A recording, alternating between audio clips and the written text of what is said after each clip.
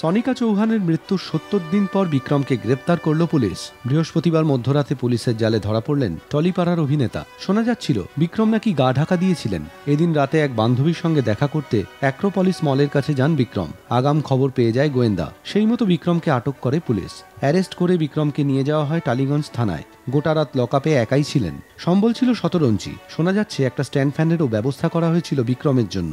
শুক্রবার দুপুরে আলিপুর আদালতে তোলা হয় বিক্রমকে। শোনা যাচ্ছে দুই পক্ষের আইনজীবীরা তীব্র বচসায় জড়িয়ে পড়েন। আদালতে বিক্রম আগেই আগাম জামিনের আবেদন করেছিলেন, যার শুনানি ছিল 13ই জুলাই। কিন্তু তার আগেই কেন তড়িঘড়ি গ্রেপ্তার করা হলো, এ নিয়ে প্রশ্ন তোলেন বিক্রমের আইনজীবী। সনিকার পক্ষের এবং সরকারি আইনজীবীদের বক্তব্য, বিক্রম শুরু থেকেই তদন্তে অসহযোগিতা করে আসছেন, এমনকি তদন্তের মোড়ও অন্যদিকে ঘোরানোর চেষ্টা করে গেছেন সমানে। তাই পুলিশ গ্রেপ্তার করতে বাধ্য হয়েছে। আদালতের কাছে বিক্রমকে নিজেদের হেফাজতে রাখার আবেদন করেছিল পুলিশ। সেই আবেদন মঞ্জুরও হয়। বিক্রমকে 10ই জুলাই পর্যন্ত পুলিশি হেফাজতের নির্দেশ দিয়েছে আলিপুর আদালত। বিক্রমের গ্রেপ্তারে খুশি সনিকা ঘনিষ্ঠরা। গোপন জবানবন্দি দেওয়া বান্ধবী জানিয়েছেন, বিচার ব্যবস্থার প্রতি আস্থা ছিলই, আমরা খুশি। বিক্রমের গ্রেপ্তারে বেশ কড়া ভাষায় ফেসবুকে স্ট্যাটাস দিয়েছেন অভিনেতা সাহেব ভট্টাচার্য।